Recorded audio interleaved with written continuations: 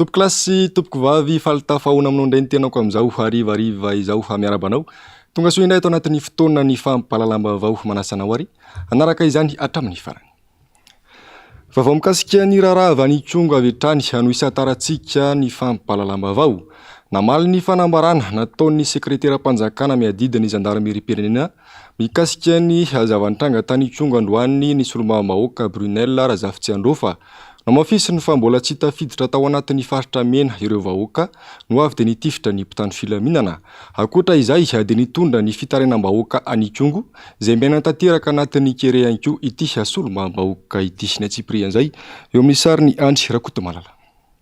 Nanizingizina indray androany ny solombavambahoaka voafito tao Tsongo Brunel Razafy Androfa fa mbola tsy tafiditra kory tao anatin'ny faritra mena ireo vahoaka no avy dia nitifitra ny mpitandro filaminana. Tsy marina ilay filazana fa tao anatina zone rouge fa nanatry maso rehetrarehetra dia nanapirofo fa nafindra lay tady menamena mamaritra lay zone rouge taoriana ny nahafaty an'ireo olona be dia be ireo taoriana n'ilay tifitra vararaka ary tsy mbola nisy tafiditra teo mivavahadin'ny kazerina ny olona fa mbola taty ivelany ary mbola zone na accessible au public satria eo amin'ny devant poste télécommunication zany hoe birao fidiran'ny olona teo ny nahafaty an'ireo olona ireo fa nafindra tary aloha lay fetra rehefa avy eo rehefa hita hoe be dia be ny olona maty teo. Nisy ihany kosa hoy izy ny fampitandremana nataon'ny mpitandro filaminana saingy narahana tifitra vararaka avy hatrany noho ny avy eo ka nahatonga ireny vonin'olona marobe ireny.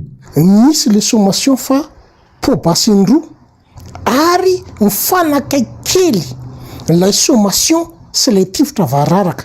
Raha ny tokony ho izy raha mandeha sommation dia tokony misy elanelana vao tokony misy fepetra hafa raisina fa kely lay elanelana le fotoana dia manapirofo zany fa tao laya finiavana amon'olona. Akoatra izay very fanambola velona tanteraka ny mponina ao amin'ny distrikany Tsongo amin'izao fotoana izao. Mponina amina komina maromaro any an-toerana no miaina tanteraka anatin'ny tsy fisina no ny takaitrana velona ny Batsiray. Ny tena olana goavana be sedrain'ny mponina any aloha amin'izao dia tena hoe kere tanteraka zany ny vahoaka ao amin'ny distrikany Kongo indrindrindrindra fa ny tapany atsimo ny distrika tena hoe tsisy sakafo hohanina zany ny olona any amin'izao fotoana izao satria ilay fambolena sy mba ilay Batsiray dia zao zany vao manomboka mamboly le olona dia mandra-piakara ny vokatra hatrany amin'ny volana hoe Desambra dia tena hoe sahirana ny olona ary efa mihinana tsy fihinana amin'izao fotoana izao dia ny tenako moa zany dia tena hoe anatona mihitsy ny ministeran'ny aditany sy ny eo anivon'ny BNGRC tena hoe angataka sakafo arak'izay azony zareo atao hitodiana amin'ny faritra iny fa tena hoe nona ny olona. Nambaran'ity solombavambahoaka ity hatrany afatakin'ny vahoaka ao Tsongo namerenana ny lehibe ny distrika izay no esorina tamin'ny toerany atao arian'ireny hazavanitranga tany Tsongo ireny. Mbola ao anatin'ny fanadihadiana tanteraka mikasika ity raharaha ity kosa ny tompony andraikitra amin'izao fotoana izao. Efa tafapetraka ihany koa ny fangatana fanadihadiana eo anivon'ny parlemanta izay andrasana amin'ny fitoam-pivoriany ny solombavambahoaka. Andrasana araka izany ny toy n'ity raharaha ity. Fa niroso tamin'ny fitokoana nafahobe androany ny sendikany mpiasa eo anivon'ny Mesupress tapitra ny fiam-potoana nomen'izy ireo ny tompona andraikitra izay nitakin'izy ireo ny indemnité de technicité saingy tsy nisy ny vahaolana fandrahonana sy fitoriana ireo mpitarika sendikaza no nisy ho ny fanazavana ny atsiprian'izay eo amin'ny sary ny Andry Rakotomalala narindra ny Mateo Prince. Nilanja sora-bavety ary ny fampitoana tetsy amin'ny toeram-piasany tetsy afiadanana indray androany ny sendikany mpiasa eo anivon'ny ministera ny fampianarana ambony ary ny fikarohana ara-tsiansa. Tapitra ny fiam-potoana nomen'izy ireo tsy nisy ny vahaolana avy amin'ny tompona andraikitra mikasika ny fitakiana ny indemnité de technicité nataon'ireo mpiasa fandrahonana sy fitoriana aza no setrin'izany ho ny fanazavana. Ay ray aman-dreny dia tsy nahatapaka tsy mahadidy mahatapaka zany le ray aman-dreny niresaka taminay satria araka ny feohaino dia hafa misy ny tanjona nyle fitoriana hoe adobo ireo mpitarika reo zay zany ny feohaino avy any fa noho ny sarza tsy ampy afana mitazona anay amponja vonjomaika dia mbola ireto zahay ary zahay zany dia tsy matahotra fampitahorana satria zahay manao zavatra ara-dalàna izahay zany dia tsy mety zarazaraina amin'ny alàna ny fiantsoana madinidinika izay atao ny membre de bureau sasatsasaka fa ny anay dia nitombontsoa ny vahoaka, ny vahoaka no andrianinay, ny vahoaka ny antony tolomanay. Leo ny fampanantenana sy ny fametrapetrahana lava izahay ho ihany ireto mpiasa ireto. Nanapa-kevitra ny ampiatony asa nanomboka androany araka izany ireto mpiasa eo anivon'ny ministera ny fampianarana ambony ary ny fikarohana ratsy ansa ireto. Manomboka androany zany dia mitokona ny personnel rehetra izay membre ny syndicat izay efa nananay lista. Misy ny teritery fampitahorana, izay no mahatonga ny mpiasa membre nay sasany mbola tsy tonga eto androany zao. Ka zahay zany dia miteny hoe toy ny olona tsy mahafantatra ny lalàna misy ireo chef maneriseri ireo, satria dia lalàna zo fototra ny grève. Efa nametraka ny taratasy tany amin'ny primature zahay, tany amin'ny ministère ny finance, ary efa nampafantatra ny tompon'andraikitra isany ambaratonga ny tato amin'ny ministère fa en grève izahay mandritra ny 27 ora. Mitoy ny fitakiana ary tsy hiverina noho ny asa nintsony ireto mpiasa ireto raha tsy misy ny vahaolana avy amin'ny tompon'andraikitra raha ny fanazavana hatrany. Manodidina izay vaovao izay hatrany nanao fanambarana iraisana androany ny fikambanam-be ny syndikalista eto Madagasikara na ny SSM izany. Efa tsy rariny tsono izy ireo ny tsindry azolena sy ny antony izay maro samihafa ataon'ny tompon'andraiki-panjakana amin'ny mpiasa malagasy izay mitaky ny zony. Miantso ny fitondram-panjakana fohy beraka izany ny SSM mba andray ny andraiky ny hamanilona izany siasary sy rindratsary ny Andry Rakota Malalatrany. Manoloana ny endrika fanampenam-bava sy raha-matahora misiolany atao amin'ireo mpiasa sy mpitarika sindika tatoato. Namoaka fanambarana iraisana androany ny fikambanam-be ny syndikalista eto Madagasikara na ny SSM izany. Efa tafahoatra loatra ho izy ireo ny fihetsiky ny mpitondra fanjakana amin'ireo mpitarika sindika ireo izay mitaky ny zony ara-dalàna kanefa dia fandrahonana sy fitsarana trano no asitra azy ireo. Sy ekenay ary toerinay amin'ny herinay amanontolo ny fanososena ny zo ara-tsindikaly eto Madagasikara, ampiarina sy ny raha matahora ampiarina amin'ireo mpitarika sindika rehetrarehetra izay manao ny asany dia mijoro miaro ny intérêt professionnel ao amin'ny toeram-piasany. Toerinay ihany koa ny fanavakavahana sindika izay rehefa hoe sindika manao ny akanjona sindika dia tsy avela manatanteraka an'izany asa zany na toeranaiza na toeranaiza ataony. Toerinay manontolo ihany koa amin'ny herinay rehetra ny fikasana anagadrana mpitarika sindika noho ny fijoroany ny arovan'ny toeram-piasany sy ny arovan'ny tombotsoan'ny mpiara-miasa aminy. Miantso ny fitondram-panjakana fohy be hijery akaiky izao olana sedrain'ny mpiasa izao araka izany ny SSM. Saika iaran'izay tsindry sy raha-matahora izay avokoa mantsy ny akamaroan'ireo mpiasa amina orinasa-panjakana eto Madagasikara. Dia manao antso avy izahay ho anareo mpitondra fanjakana mba hijery ny zavatra ataonareo fa tsy rariny amin'izao fiainana efa sarotra izao raha mpiasa mitaky ny zony mijoro hiaro ny tombotsoan'ny mpiasa sy ny asany no atao sahala amin'izany. Miantso ihany koa izahay ny namana mpitsara izay magistrat aza mety manaiky ataon'ny olona fitaovana intsony ianareo satria raha ohatra ka fijoroana fanaovana fivoriana ao amin'ny toeram-piasana izay voalaza ny article 9 ny statut général ny fonctionnaire no andeha entina anaovana sous contrôle judiciaire le namanay anankiroa ireo dia heverina fa mampalahelo zany tsika samy mpiasa-panjakana. Tsy fahavalonay ianareo fa namanay fa kosa mangataka aminareo zahay mba hijoro amin'ny tena fanajana ny tany-tandalàna tokoa ianareo sy mba ho fiarovana ny fahafahana amin'ny teny. Pejiny politika kosa indray ny resaka mafana eto amin'ny firenena toy ny raharaha mampifandona ny gouvernoura sy ny préfet ny faritry Bongolava ny resaka mikasika ny fifidianana amin'ny taona 2024 no anisan'ny votra tao anatin'ny fandaharana miara-manonja tamin'ity androany ity Jessica Miray manofo Randria Malala. Efa tao anatin'ny volana maro izay no vaky ny ato teo amin'ny manam-pahefana ao Bongolava dia ny préfet sy ny gouvernoura no ny resaka fitantanana izay samy mampiasa ny fahefandy. Fa tsara ihany koa aloha mampahafantatra fa efa vaky ny ady teo amin'ny gouvernoura sy ny solombavambahoaka IRD any Bongolava. Taratry ny olona manendry azy ny ady ny fotony toy izao, tsy halandromiromo mihitsy hatreto ny olona ity fitondrana ity. Manao zay daniny kibony sy zay revony rehetra eo ny gouvernoura zay efa tsy araky ny lalam-panorenana antony tokony anonganana amin'ny filohan'ny repoblika ary tsy azo ny elany zany na lalina lovon'ny ACC teo aloha sy am'izao fotoana ary tokony niongany ho filohan'ny repoblika io. Nametraka an'ity gouverneur ty de mbola namafisina tamin'ny décret le izy de oziny ny ACC sasany teo aloha tsy de mampanova nininy zany na point na virgule manova zavatra satria anakandria maso ny fitandrona an'izany lalam-pandroenany zany. De nefa le gouverneur tsy misy an'ilay conseiller régional na manara-maso azy nefa misy vola tataniny izy zay avy eo amin'ny faritra sy avy aty amin'ny fanjakana foibe zay anamboarana foto-drafitr'asa sy ahafahany manao fonctionnement samihafa. Fa raha ny zava-misy aloha zany hito lalam-pandroenany ity 5-5 alinéa 2 na andalana faharoa de hoe ny solomavam-boaka sy ny olona avy amin'ny farim-pifidianana samihafa dia mpikambana avy hatrany amin'ny filakevim-paritra zany hoe na tsisy an'le conseil régional na raha tonton Mota ho antsika mpijerim-pian'ny mpanaraka misy député ao de manana ihany izy zo anara-maso ny zava-misy amin'ny fampandehanan-draharaha sy fitantanana an'le faritra ataon'le gouverneur mety antony zany mampifandona an'le député sy le gouverneur amin'izao fotoana izao. Nitondra fanazavana mikasika ny fanomanana fifidianana ihany koa androany ny fandahazana. Anisan'ny nivoaka tao anaty filakevitry minisitra ny filazana fa mitady mpifidy telo tapitrisa. Tsy mitombona ny filazana ity mpifidy telo tapitrisa ka sain'ny fitondrana tadiavina ity.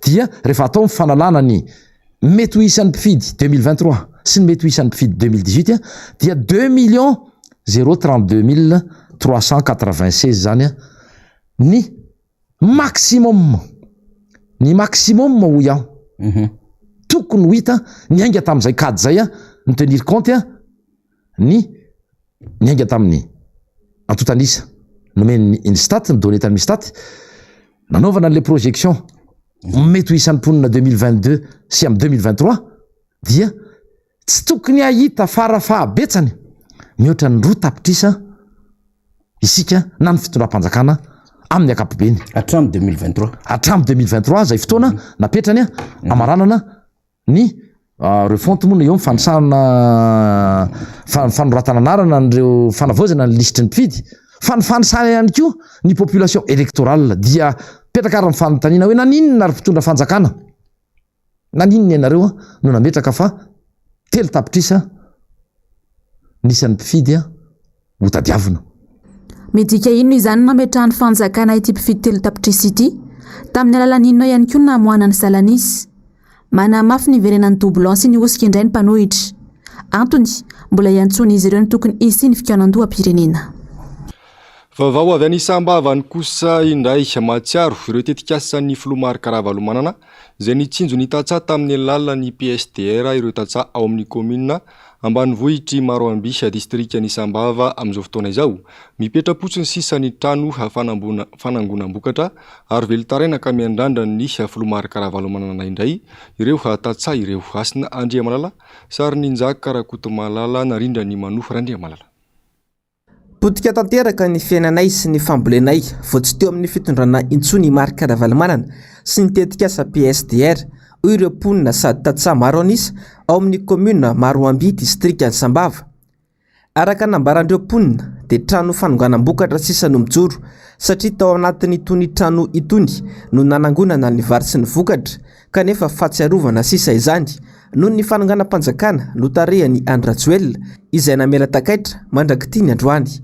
Fanangonana vary orka zegny nandeha ambolo vary tsy misy lera iasagna tsisy le zeziky tsy avy zay zegny lasa tsy tafamboly ya ny vokatra zegny tsisy tsy miboaka lasa sahiragna be zegny zay madiniky le fandriagnanay zegny satria zegny teritery loatra zay tam'le telo taogno tegny ohatrany tamin'ny Ravalo zegny mbola mahazo fagnampiagna zegny zahay fa zahay ke zegny tsisy fagnampiagna mahazahay amin'ny avy Ambanivohitra ke lasa sahiragna ke aleko ampodin'le taloha Ravalo zegny mbo tsaratsara hely le vidim-bokatra tamin'ny Ambanivohitra. Ya, zay zegny mbo tsinjoviny, mbo mitsinjo madinika zegny izy mbo mahavita rasarasara kelikely mampanipanairana zay zegny. loza miatra ary tena mampivarahontsana ao amin'ny distrika Sambava ihany koa ny avitsian'ireo mpianatra tonga mianatra ao amin'ity distrika ity. Tsy manam-bola entina ampianaran'ny zanakay intsony ny ankamaroany ireo tantsaha satria ny vidin'ny lavanila aza dia nidina ambany dia ambany. Ampianatra malody maro tsy mianatra ny zaza maro tsy mianatra satria zegny le vokatra hely ambidinay io vidigna 700,000 mankora amizay raha amizay irasirasaigny oraka amizay raha tsy ampirasaigny satria izy afa hely vokatra tsy namoa le hoe le vokatra aminay tegna mampiroborobo zahay boka vanille izy tsy namoa izy tsy namoa koa mbola nivangegny mora zahay amizay boka tsisy vola andeha ake amizay le sakafo hely io amizay ny fampidirana zaza sahiragna zahay. Santiona ny fahoriam-bahoaka eny fotony izany rehetra izany.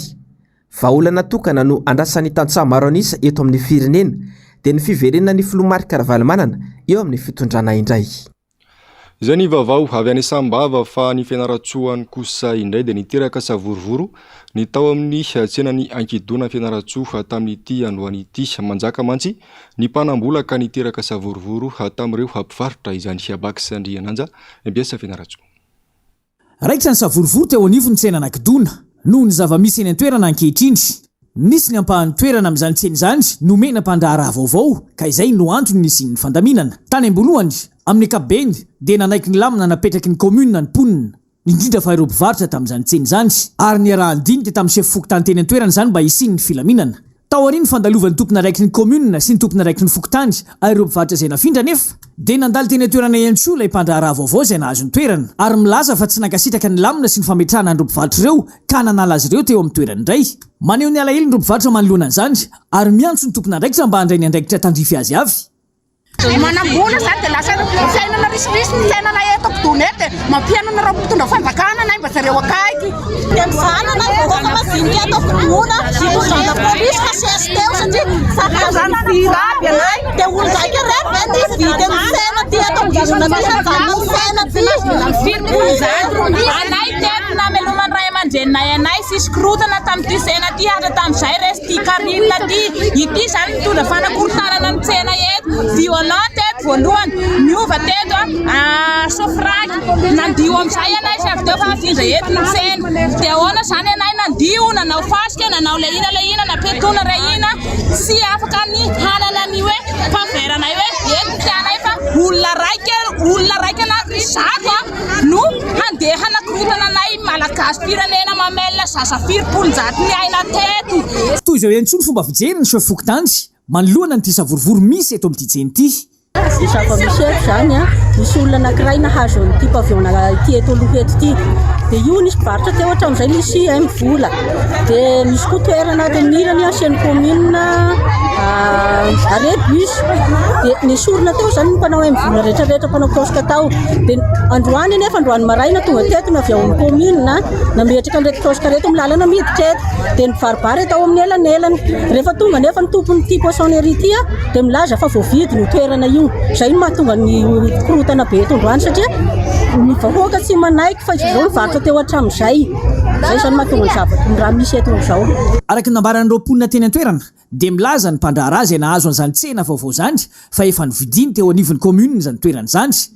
Raha ny fanadihadiana izay nataonay teo anivon'ny tompona ndraiky sy ny komuna urbaine nefa dia tsy nisy izany fifampivarotana izany ary tsy mitombona izany fifampivarotana izany satria maro ny dingana sy ny antanatohatra tsy maintsy arahana raha ho tonga eo amin'izay sehatry ny fifampivarotana izay. Ho hitantsika eo ny toy ny tantara fa izany aloha ny fiainany Valalabe mandry izany no iainany vahoaka majinika ankehitriny ao anatin'ny ady amin'ny fahasahiranana sy ny vidim-piainana midangana. Tsy mba manana volamena aondrana na volamena ampainefena izy ireo fa ny hoanina androany tadiavin'androany. Zao nefa dia efa iaraha mahita indray ny zava-misy voatohitohina indray ny fameloma-po sy ny karama-kely izay efa nahazatra ampolo taonany maro hatramin'izay. Eo amin'izay pejin'ny sosialy izay hatrany dia miroborobo ny fandraharana tsy ara-dalàna eto amintsika amin'izao fotoana izao. Mirona amin'ny resaka varotra ny ankamaroan'ireo tsy ara-dalàna ireo raha ny fanadihadiana nataon'ny FTHM Consulting raha ny fanazavan'ny paitoekarena iray dia vokatry ny fahantrana no antony mahatonga izany Aziro Menamenjanahary Manohy Randriamalala no nanao ny fanadihadiana. Tafiakatra telo tapitrisa ny asa tsy manara-dalàna sy tsy manara-drafitra eto Madagasikara raha ny Antotanisa azo farany. faingo fito isanjato no eo amin'ny sehatra ny arabarotra, 7 faingo 5 isanjato ho an'ny sehatra ny fampianatranona sy fisakafoana, 7 faingo 4 isanjato misehatra eo amin'ny multimédia sy ny informatika, ohatra amin'ireny ireo fivarotana fahana finday sy casse-point, ary 7 faingo 4 isanjato hafa fandraharana makasika ny asatanana. Tonga hatrany amin'ny 7.7 miliara ariary isan-taona ny etravery ho an'ny fanjakana ateraky ny fandraharana tsy manara-dalàna io. De maninona no tsy misokatra tsy miakatra mihitsy le resaka secteur formel. Ny antony io dia zao. Raha anao orinasy ianao na gargoty ary zao sahirana satria nahoana tsy manambola le malagasy ividianana an'le tanao. Na sakafo ary gargoty nge sakafo no amidiny. Fa reo gargoty reo isakariva misy tsy lafony dia amidiny indray ny epitso. Io zany rehefa tsy misy fahefa mividy ny ponina ao amin'ny tany anankiray tsy misy orinasa afaka mivelatra. Ary le orinasa efa misokatra ary mikatona. Be dia be nge manao tenao business madio eto. Misy manokatra restaurant, misy manao an'izao, misy manao an'izao. Rehefa tsisy client ianao mikatona ho azy ianao. Dia makaiza le olona dia makany amin'ny secteur informel satria anao raha vao miditra secteur formel tonga anao dia mandoa hetra ambonin'izay. Nefa ianao tsy manao bénéfice. Tsy misy afa-tsy ny fanamavana ny fanjakana ny lalana ahazahoana miditra ho ara-dalàna sy ny fampitomboana ny fahefa mividin'ny malagasy any no ahafahana manafoana sy mampiena ny fandraharana tsy ara-dalàna ho hiatrany ity paitoekarena ity. Mitaky fandraisana andraikitra nefa izany fa tsy vita ny vavafotsiny. Efa potika Madagasikara efa 7000% ny dévaluation ny volantsika. Efa miflotte daholo le malagasy, le fatiny le malagasy efa miflotte ambony rano ny fahorian'ny malagasy tsy hoe andohalika etsony, tsy hoe andohalika ny rambary. Fa efa difotry ny rano malagasy dia efa miflotte ny fatin'ny malagasy. Dia io ihany tokony asona aloha le flottement. Fa rehefa miverina nge ny fahefa mividy malagasy raha voafoana ny flottement azontsika atao amin'ny didim-panjakana mampiakatra ny sandam-bola 200%. Fa raha vao miakatra zay fotsiny ny sandam-bola dia midina amin'ny ampahefany ny vidin'ny entana rehetra farana avy any ivelany, ny solika, ny PPN, ny fanafody. Dia midina ho azy ny vidim-piainana eto Madagasikara. Raha ny fanadiadiana dia latsaky ny ray tapitrisa ariary ny vola maty ny orinasa tsy ara-dalàna iray ka sarotra ho azy ny mandohetra. Tsy mihoatra ny 5 alina ariary sy ny maro-bola-ketra zaka ny fahefan'izy ireo no mafisy ny hatrany fa taratry ny fahantrana lalina loatra ny fiazakazahany firongatrio asa tsy manara-dalàna io eto amintsika. Itsy ankilany dia tsy ampy ny fanarahamaso ataon'ny fanjakana ka zary samy manao izay saim-pantany ny rehetra.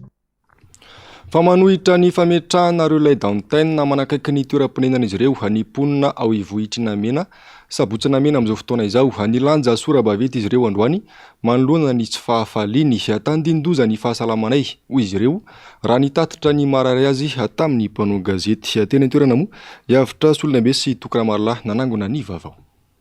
Mananimponina fa mety hiteraka aretina na tsy fahasalamana ho azy ireo ny fametrahana ny relais d'antenne manodidina ny toeram-ponenany, indrindra fa ho an'ireo zaza sy ankizy ary olona marefo izay tsy mifanalavitra firy amin'ny toerana nametrahana izany. Vao mipetraka io pilôny io tamin'ny 2019 dia mbola nisy émetteur tavela tao.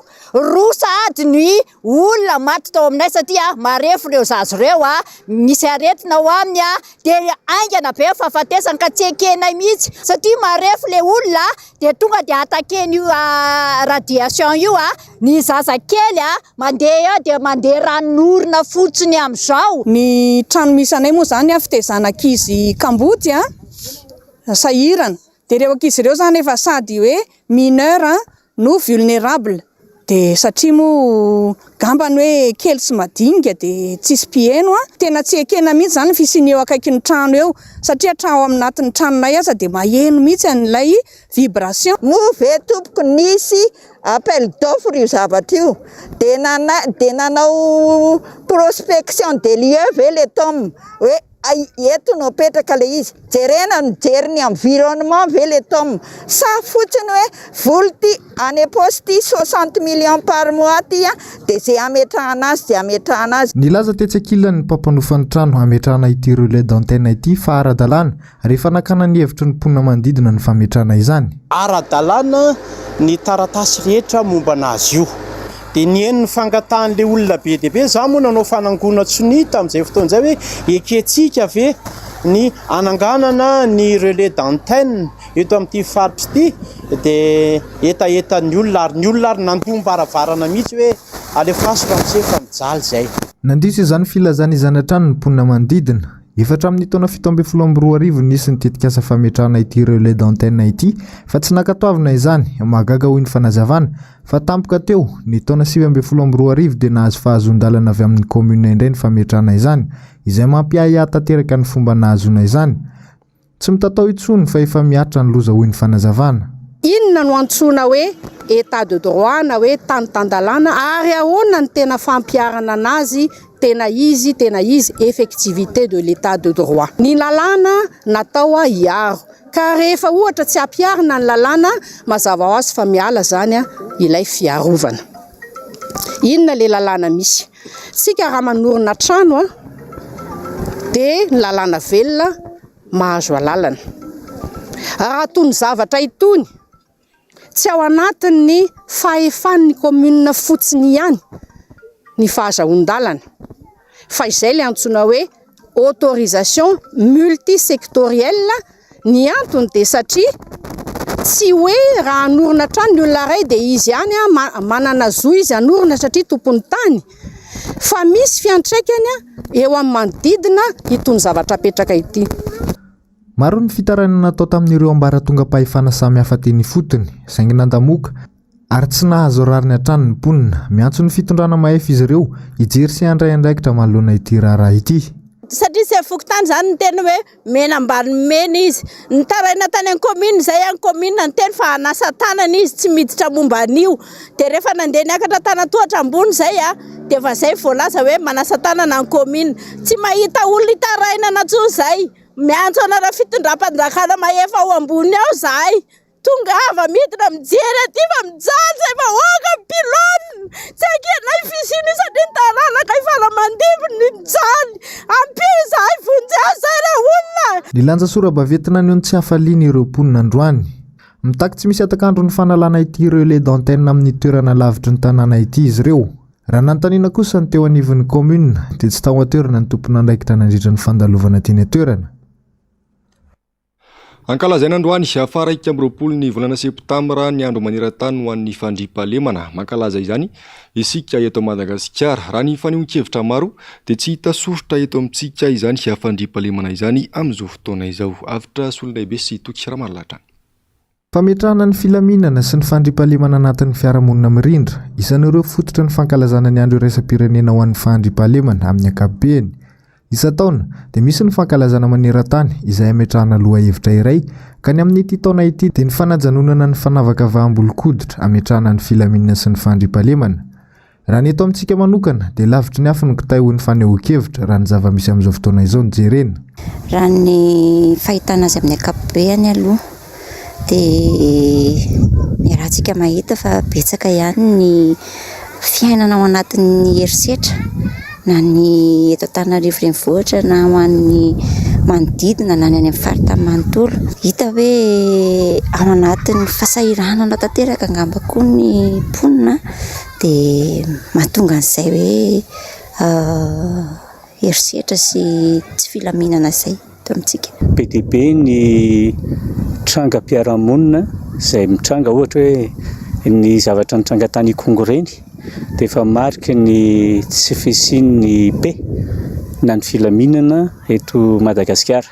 Na ny ao anatin'ny fitondrana aza azo ambara fa misaviritaka sy mifanala-baraka eny amin'ny tambajotra serasera. Misy zavatra mikorotana tokony alaminao. Ny mahatonga ny fikorotanana ny tsy fahatomombanana eo amin'ny lafiny ara-politika, tsy fahatomombanana eo amin'ny lafiny ara-toekarena, tsy fahatomombanana eo amin'ny lafiny ara-tsosialy. Ireo no zavatra tokony ho jerevana raha eto amin'ny firenena. Dia izay rehetrarehetra izay zany no tokony hanaovana jeritodika, tokony hanaovana atao hoe famakafakana, fifampiresahana indrindrindrindra, fampitoviana fomba fijery ahafahana mandroso. Antony maro mahatonga izany dia ho ny tsy fandraisana andraikitra fenon'ny fitondram-panjakana, handrindrana ny olana ara-piarahamonina, eo ihany koa ny tsy fisian'ny toky amin'ireo antenaina ametraka ny rariny sy ny hitsiny. Ankoatr'izay dia mila mandray andraikitra ny tsirairay ametrahana ny filaminana ankapobeny. Indrindra ihany koa ny fipetrahana an-databatra boribory mba handinihana ireo olana maro mitarika amin'ny tsy filaminana.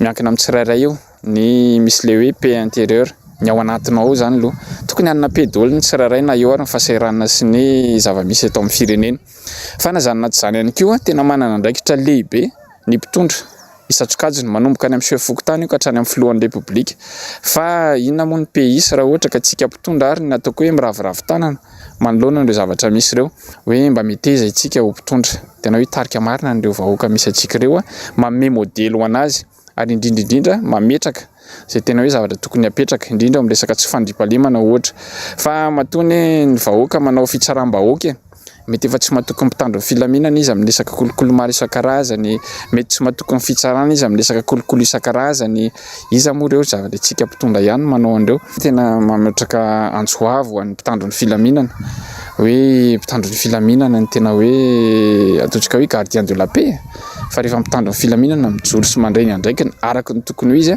tsisy olona tokony eo pampany ohatrany matetika mantsiny atsika dia hoe lasa atrikasa resaka fotsiny le ato fa tsy tena aplikena tokony isy ny fifampiresahana tokony isy ny fifandiniana hatray no antonina tonga ny antokotiko Madagasikara miantso foana miaraka amin'ny robe ny mpanohatra ny amin'ny fikaonandom-pirenena no izay zavatra rehetrarehetra mitranga izay satria raha tsy mifampiresaka tsika dia tsika ihany no vo satria eran'izao tontolo izao any misy ny zavatra miove ny guerre en Ukraine dia manova zavatra be dia be zao eo amin'ny fiainana na ny Europa na eto Madagasikara dia izany zavatra rehetrarehetra zany tena tokony ho banjinina fa ho tratra farany eto tsika raha izao no mitohy. Ratsaivina dia ny andro iraisam-pirenena ao amin'ny fandriampahalemana dia natsangana tamin'ny taona 2027 araka ny fanapahan-kevitry ny fivorimben'ny firenena mikambana satria ny fampiroboroboana ny fandriampahalemana no isan'ny tanjon'ny firenena mikambana ao anatin'ny satamfehy azy. Peja ny fahasalamana kosa indray anankalazaina androany ihany koa ny andro maneran-tany ho an'ny aretin'ny tsy fitadidiana na ny maladie d'Alzheimer. Antony maro no mety mahatonga ity aretina ity saingy azo sorohana tsara izany araka ny nambara ny mpitsabo iray atafaresaka tamin'ny mpanao gazety Mialy Raronombana sy Andry Rakotomalala. Fahapotehan'ny selany amin'ny atidono mitarika ny aretin'ny tsy fitadidiana na ny maladie d'Alzheimer izay misy eo amin'ny endriny maro samihafa. Ireo olona 50 taona no miakatra no tena tratra n'ity aretina ity araka ny fanazavana. Mety ho tratra n'izany ihany koa anefa ireo olona latsaka io taona io raha tsy misy ny fitandremana. 50 tapitrisa amin'ireo mponina maneran-tany no tratra ny aretina Alzheimer ka ny 2 amin'ny 3 amin'ireo olona voan'izany dia vehivavy avokoa. Ireo antony mety mahatonga an'ilay zany ankapobeny ny olona tsy dia nanatra firy. Ireo aretina misy aretina lalan-drasy fo, fiakarana tosidra, ny fatapahana do, ny olona diabetika ka hoe tsy tena mihina-panafody tsara izy zany. Ao koa zany ny foana sigara, ny toaka sy ny fanafody sasasany zany. Ny olona somary ratsy torimaso, fisina aretina mitaiza, fanitona zany ny mety hoe andro be zany na mety hoe takaitran'ilay aretina atidoha reny ohatra na ry olona tsy milamin-tsaina fanomboany dia fanadonoana tena be dia be zavatra adinony olona mitebiteby lava, olona somary hoe mitokatoka monina indraindray koa nefa dia olona mora tezitra amin'ny santondoatra indraindray falifaly tapoka izany, indraindray mitomany tapoka izany, malahelo tapoka eritreritra be izy tonga dia mamono ny sasatsasany dia matory amin'ny ankapobeny sady malaikomana be. Na tsy misy aza ny fanafody manasitrana ny aretina Alzheimer dia misy ny fitsaboana azo atao mba hanalefana ny karazana fambaram-piseho amin'ilay marary. Fisorohana voalohany tokony atao ny fihinanana sakafo ara-pahasalamana. Eo ihany koa ny fampiasam-batana sy ny fampiasan-tsaina araka ny voalaza ny mpitsabo ity hatrany. Tsy tokony mahilikilika fa mila fitiavana sy fanohanana ihany koa ireo olona tratra n'ity aretina ity. Tsaboana tsara zany ny aretina ohatra hoe ny fiakarana tosidra reny. Dia faharoa mila mitsiketsika ny vatana mandeha tongotra arak'izay vita. Dia zana koa zany manao asa na andavanandro mampiasa saina zany. Dia ny sakafo tokony ara-pahasalamana tsara aloha zany ny ao protéine, tana ny hena, ny trondro, ny atody sy ny sisa, ny soja. Sokatra-tsakafo faharoa ny sakafo mamery safanana, lipida sy ny glucide zany, vary na ny kotrana, ireo mofo misy farine ireny, misy paty ireny. dia fahatelo a ny sakafo mitondra andreo vitamine isan-karazany sy lantsona eo licolément ny voankazo zany karazany maromaro isan'andro sy ny legioma ny anamaitso na legioma karazany maromaro isan'andro dia zahana koa zany tokony mba ho ampitoromaso tsara tsy kodabaina be zany izy a izana tazomina foana zany fifandraisana aminazy fa anisan'ireo singa tsy afa-misaraka amin'ny fiainany zanak'olombelona ny fanafody sy ny fitsaboana. Amin'izao fotoana izao anefa dia nahitana fiakarany ihany koa ny vidim-panafody eny amin'ireo farmasy toy ny entana ilain'ny mponina amin'ny andavanandro ihany. Antony maro no mahatonga io fiakarana io izay miatraika amin'ny vantana avy hatrany amin'ny fahefa-mividin'ireo mpanjifa. Miala irarinombana Andry Rakotomalala, Mateo Prince. Tsy ny vidin'ny entana ilaina amin'ny fiainana andavanandro ihany no nahitana fiakaram-bidy afa ny akabidy hatrany amin'ny fanafody eny amin'ny farmasia ihany koa. Antony ny fiakaran'ny aba sy ny hetra takiana amin'ny fanafahana araka ny nambarany tompon'andraikitra iray. Nambarany ity farany ihany koa fa samy manana ny mpambongadiny ireo farmasia aka izay no antony mampisy elanelana kely amin'ny vidim-panafody. Raha ny lalàna miatra ankehitriny dia isaky ny 500 metatra farafahakeliny no tokony hisy farmasia ary voafetra araka ny isan'ny mponina izany. Manodidina ny 700 ny isan'ireo toeram-pivarotam-panafody eto Antananarivo ary mahasana tanteraka ny filan'ny mponina.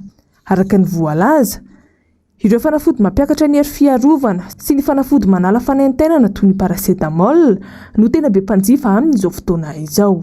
Antsika tsy mbola manamboatra fanafody dia tsy maintsy afarana daholo izay amidy eto Madagasikara. Ny vidim-panafody moa dia miankina amin'ny vidiny any amin'ny mpambongady. Ny eto Madagasikara moa misy maromaro ny mpambongady dia matetika izany tsy voatery mitovy ny akan'ny farmasia tsirairay ny fanafody. Mandeha normal aloha ny fanafarana, misy taksa alohan'ny mpanafatra fanafody amin'ireny fanafody afarany ireny. Ny frean'ny frais koa anisan'ny miakatra foana indrindra tao aorianan'ny Covid-19 iny tena lasa miakatra avy telo eny avy efatra eny dia anisan'ny misy impact aty amin'ny vidim-panafody zany izay zavatra rehetrarehetra izay. Aorian'ny Covid-19 aloha surtout dia miakatra ny vidim-panafody miakatra tsikelikely eo amin'ny sehatra iraisam-pirenena mihitsy ilay izy fa tsy eto Madagasikara ihany. Tsy ny malagasy rehetra intsony no misitraka fitsaboana ara-dalàna noho ny fiakarana izay vidim-panafody izay. Tsy manatsafidy ny mponina fa izay hitazomanaina sisa no atao. Vidim-panafody aloha amin'izao dia tena tsapa hoe mialafo. Ny olona koa nefa tena sahirana mijery an'ilay farmasia ilay manao détail ireny dia izay takatry ny vola no vidiana. Iny moa zany raha ny olona mizaka rehetrarehetra hoe rehefa mba sitratsitrana zany ianao mba mahazoazo aina dia ajanona ilay traitement satria tsy araka intsony ilay vidim-panafody. Tena efa enjana be ilay resaka vidim-panafody satria efa tena tsy ohatrany hoe tsy natao an'ny marary tsy manam-bola intsony izany zao ny resaka fanafody fa tena manam-bola sisa dia tena tsy takatra. Izaho zao tena manaty salamato. Tena hoe misy zavatra tena hoe tena tsy maintsy vidiana ilay izy fa raha hoe mbola azo hoe vita vitaina amin'ny zavatra tsotsotra izany dia afaka mbola hoe ajanona ilay izy. Tena hoe paracetamol na amoxy izany zavatra takatry ny vola satria ilay fanafody tena hoe mahasitrana izany tena tsy takatra intsony ilay izy. Nambarany ity farmasiana ity fa tsy tokony hividy fanafody eny amin'ny mpivarotra enta-madinika ny olona satria tsy fantatra mihitsy ny fiam-potoana farany ahafahana mampiasa ireny pilina ireny noho izy afaka amidy amin'ny atsinjarany. Aina hitera-doza ho an'ny fahasalamana izany noho ireny toerana ireny tsy manaraka ny fenitra fitehirizam-panafody. Manodidina izay vaovao ny fahasalamana izay hatrany ambany ny tany fanaovam-baksiny eto Madagasikara, indrindra ny vaksiny miaro amin'ny Covid-19, hazarara ny 500 ny malagasy no nahavita izany. Tsy ampy ny fanentanana ho ny olotsotra ny resaka tamin'ny mpanao gazety tamin'ity androany ity Ando Meratina sy Toky Ramala. Rehefa ingoenina amby 7 tapitrisa amin'ny fatram-baksiny manodidina ny 3 tapitrisa iadina amin'ny Covid-19 ihany no nampiasaina teto Madagasikara raha ny taremarika nivoaka izay manome tadiny faingo 300 ireo navita vaksiny tanteraka. Mararaka izany ireo fatram-baksiny nariana rehefa tsy niasa ela. Efa roa taona izao no niainan'ny Madagasikara tao anatin'ny valanaretina Covid-19 ary tsy mbola afabela amin'izany ankehitriny. Misy nitranga ao anatin'ny herinandro na dia efa somary niaina izany. Mila mailo sy mitandrina ny rehetra. Tsy misy afa-tsy ny vaksiny ihany no fanefitra ity valanaretina ity. mahomby ary mampiena betsaka ny fifindrany atsimokaretina ary miaro mihoatra ny 20% amin'ny endrika mahery na ny forme grave ny fanaovam-baksiny. Maro ny ireo tsy mbola resy lahatra noho ny tsy fampiny ny fanentanana sy ny fampahafantarana ny vokatsoa azo avy amin'ny fanaovam-baksiny. Zava-dehibe misy fanaovana vaksiny dia nifitra amin'ny aretina. Zay efa zaho tamin'ny Covid tsy nieritreritry ny hoe anao ohatran'ny tsy tao an-tsaiko moa zako fotoana tsisy. Tsy mbola resy lahatra loatra ohatrany efa voan'ilay izy dia tsy dia niraika nanao an'ilay vaksiny tsoa. Raha zazakely ohatra zao ilay manao vaksiny BCG dia rehefa marary izy dia maivana ilay aretina. Izay zao ny hitako. Tsy resy lahatra loatra eto fanentanana. Satria raha ohatra ka tena manentana be ny anina dia mety resy lahatra ihany ny hanao vaksiny. Fa le fanentanana satria le izy tsy fantatra inona ny effet secondaire an'ilay izy. Anankiray ihany satria le izy le Janssen zany le dose unique. Dia inona ataoko dia taterina nefa misy filazana fa misy hoe misy deuxième dose ndray zaka ohatrany tsy matotra le resaka manjary lasa cobaye ao dia tsy nanao tsiny manjary ohatra mihitsy tsinitsinina le resaka tamin'ny voalohany hoe dose unique. Resy lahatra aloha dia le fanentanana nataon'ny dokotera mba manampy hery ohatrany mivady amanjanako ary hoe mba afaka miresiste ianao dia azo atao voaporofo tokoa le satria ny vatoko ny andra indray marifirify dia misy nyteny hoe sao dia tsy zakanao le Covid tamin'ny taontasy iny zany fa manova an'ity fa hitako hoe natanjaka tokoa izy tsy tokony tsy andairantsaho zany ny olona fa samy ianao mandiny teny mahafantatra amin'ny fahasalamanao ianao tokony anao sa tsy tokony anao fa raha amiko tokony anao daholo ny rehetrarehetra. Manodidina ny 4,9 ny trangana Covid teto Madagasikara ary manantika ny 700 ireo namony ainy hatramin'ny nanoboan'ny valanaretiny. Tsy aivina ny volana metraka 2022 no nanomboka ny dingana voalohany tamin'ny fanaovam-baksiny AstraZeneca, Covishield fanefitry ny Covid-19 i Madagasikara. Ny tombotsy kelikely ireo karazana vaksiny toy ny Janssen, Sinopharm ary ny Pfizer izay azo sitrahana eny anivon'ny toerana voatokana ho amin'izany. Tsy ny vaksiny Covid-19 ihany fa miaro ny zaza amin'ny aretina sy azony hery fiarovana ho azy raha hatrizay sy raha sindra ny aretina ny vaksiny. Izay no antony mahazava-dehibe ny fanaovana azy. Tsy karitra nefa fa miena ny olona manantona tobim-pahasalamana manao vaksiny amin'izao fotoana izao. Fantatra raha ny loharanom-baovao fa vatram-baksiny 20 tapitrisa no very tsy nampiasaina teto amintsika. Eo amin'ny pejy fanatanjahantena kosa indray ary efa nigadona ny Maroc ny ankamaroan'ireo hampilalao hiatrika ny tournoi amical Maroc Capital Foot Africain. Omaly hanonanainga hamonjy ireo hampilalao hampilaravinahitra efa ny Maroc renina sy ny namany izay apahany farany avy amin'ny délégation avy eto Madagasikara. Nanomboka ny 7 septambra lasa teo hatramin'ny 17 septambra ity lalao ity. Nanomboka androany kosa ny fanazarantena nataon'izy ireo haray ny lalao ara-piralaina eo amin'ny Bariany Madagasikara sy ny Lion de l'Athlon any Maroc. Eo amin'ny pejy ny maresaka iraisam-pirenena kosa indray nandritra ny fivirimbe hafa 7 ny firenena mikambana a New York États-Unis dia nokian'ny filoha frantsay mafy ireo firenena milaza ho tsy miandany na amin'iza manoloana ny ady eo amin'ny Ukraine sy Rosia. Mitatitra amintsika izay vaovao izay asina Andriamalala sy Manofo Andriamalala.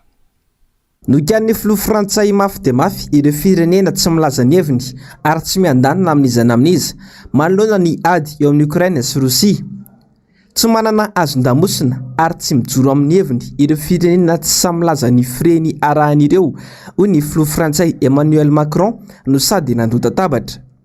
Je sais aussi que certains pays ici représentés sont restés dans une forme de neutralité à l'égard de cette guerre. Mais je veux vous le dire avec la plus grande des nettetés aujourd'hui. Qui voudrait mimer le combat des non-alignés en refusant de s'exprimer clairement se trompe et prend une responsabilité historique. Le combat des non-alignés, c'était un combat pour la paix. Le combat des non-alignés, c'était un combat au service de la souveraineté des États, pour l'intégrité territoriale de chacun. Le combat des non-alignés, c'est ceux-là. Ceux qui se taisent aujourd'hui servent malgré eux, ou secrètement, avec une certaine complicité, la cause d'un nouvel impérialisme, d'un cynisme contemporain qui désagrège notre ordre international, sans lequel la paix n'est possible. À cet égard, ne confondant pas causes et conséquences, qui peut ici défendre l'idée que l'invasion de l'Ukraine ne justifiait aucune sanction? Lequel d'entre vous lequel d'entre vous pourrait considérer que le jour où quelque chose de semblable, fait par un voisin plus puissant, lui arrivait, le silence de la région et du monde serait la meilleure des réponses? Qui peut le soutenir? Intsakilany lazandroany Florosianina fa anetsika ny réserviste telo hetsy izy ireo anampisa ireo miaramila Rosianina. Nilaza matsy ny Florosianina fa ny animba ny fiandrianany izay nitanjon'ireo firenendehibe tandrefana ireo ka izay no anton'izao fanetsehana réserviste telo hetsy izao. Tapitra indray ary ny fampalalambavao tompoko lasy sy tompoko vavy mankasitraka anao. Nanaraka izany hatramin'ny farany ny fandarana ahoana marina ny Global News ary ny fandarana Sahila Sow ireo no arahinao avy hatrany. Aorian'izao fampalalambavao izao aorian'izay kosa ny horonan-tsarina miseho mitondra ny lohateny hoe encore plus beau ny tena kosa mametraka ny veloma mandrapitafa tompoko lasy sy tompoko vavy.